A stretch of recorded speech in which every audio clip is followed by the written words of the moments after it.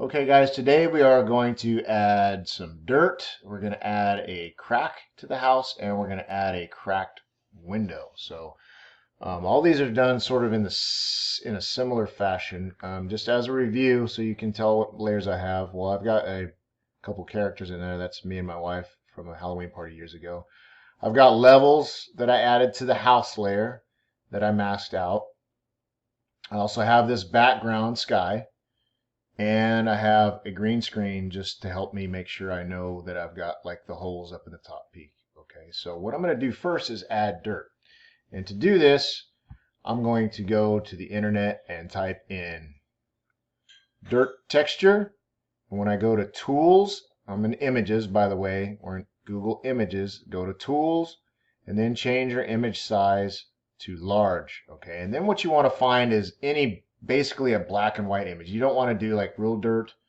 We want to have something that has blacks and whites and grays in it. Okay, so like this one over here, just make sure you don't have words or logos, which are called watermarks, on there. Make sure you find something that's pretty clean. See those watermarks? Don't use those. I found this one. I'm going to use this one. Looks pretty clean. And I'm going to save this image. So right click, save image as, and save it into whatever directory you're working from, whatever folder you're working from. All right, so now back to my house. All I have to do is open that. File, open. I think this is it. Dirt texture 2, open. And now I'm going to select all. So either Control A or hit select all. Control C to copy. Go to my house. And I want to make sure I'm in the right layer. So I'm going to select my levels layer, because anytime you paste something in Photopea, it'll create a new layer up on top, well, at least most of the time. Okay, so make sure you're paying attention to layers and where that's at.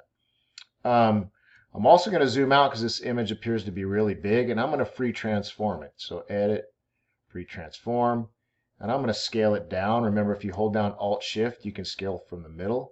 But I want this to pretty much cover my whole house, so I am going to keep it pretty big, even though it overlaps it. Then get my zoom tool to move back in. And now what we're going to do is very simple. I'm going to use, you have a couple different choices. If I go up to my blend modes up here in this button, as long as I'm in the right layer, I can choose darken, and you can see that it's creating these specks all over the place. But I think in this case, I actually like multiply a little better. It gets really murky. But don't forget, we can always change the opacity if we don't like it. Now, this obviously looks awful. We have, we have lines that are the outside of that texture we brought in that are no good. Okay, but that's fine because we already created our mask here. So what I can do is I can create a blank mask for my layer 2, which is dirt. In fact, I'm going to call this dirt. I got to start training you guys better on naming layers. And if I create that by clicking this button here, I now have a all white mask. So let's go to my background copy where we have that mask, and I'm going to select all again. Select all, Control C to copy. Now I click on my dirt mask and Control V to paste. And now we have a nice mask that got rid of those little outlines. So that's a pretty cool little trick there. At this point, I would probably take the opacity down a little bit just so it's not too overpowering. And that looks pretty good right there. All right. The next thing we're going to do is we're going to add a crack to the wall. So again, I went to Google image search and I found a crack that I think will work. So I'm going to go open, wall crack, open. And I'm actually going to use my marquee tool this time and drag select the whole crack, or almost all of it. Again, Control C to copy. Go to my house, Control V to paste. I'm going to zoom out a little bit. Now we really have to scale this down. So edit, free transform. Grab it, hold down Shift so you don't squash and stretch it. And I'm going to make it, oops, see that squashed it. Control Alt T to get free transform. Shift. Hold down Shift. How come Shift isn't working? There we go. My keyboard sometimes cuts out. Let's try it one more time. Oh, that'll work. All right. I'm going to lock that in, zoom in a little bit. And then we have to make a decision, where do we want this crack to go? So I sort of like this wall surface here. It's a nice flat wall. And you don't want a big oversized crack trying to go all the way down that wall. It just won't look good. It wasn't intended for that. Okay, so I'm going to show my crack again. Control Alt T. Let's see if I can get this to keep the aspect ratio. No, it doesn't like it, but yeah, there we go. Make it really small. And then I'm going to move it up sort of into place. That's good enough. And then what we're going to do pretty much the same thing. So what if I do a multiply on this? Multiply will get rid of all of the white. That actually looks pretty good, although I do have the crack overlapping the balcony here, which is not good. So all I have to do is, guess what? Add another mask.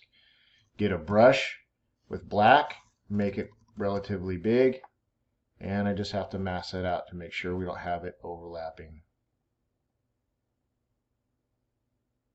the balcony. Zoom back out. Now we have a crack down the side of our house. You can add ivy if you want. Anything you want, really. You don't have to follow these perfectly. We just have to turn this thing into what looks like a haunted house. Now we're going to do one more thing. File, open. I'm going to break a window. Okay, I found this window crack that's black and white. Again, I'm going to get my marquee tool, select just that part. Control C, go to my house. Control V. Oops, it pasted it into. Got to be careful. Sometimes if you're in a mask, it'll paste it into the mask. You got to be in a pixel layer. Control Alt T to free transform. Hopefully Shift will work. We're going to make this really small, and I'm eventually going to put it right here in this window up there. Again, super small. This is just going to be a subtle little detail touch. I don't know why it keeps selecting like that. Move it into place, and this time we're going to use a blend, I believe lighten. Okay. Now again, it's still too big, so Control Alt T to scale it down. That's pretty good. It looks a little weird, like we lost some pixels. Again, make sure you mask out. If you put something on here like that, you mask out so it doesn't go outside of the window frame. And I might, for this one, even add a new layer and get a little brush, a little soft brush, make it small, and paint black, because if there's a hole in a window, you wouldn't see the reflection like we see off the window here. If it gets too dark, you can always take the opacity down and make it more of a subtle change. Now I'll double click my magnifying glass. We have a broken window, we have dirt, and we have a crack. And we're going to stop there for today.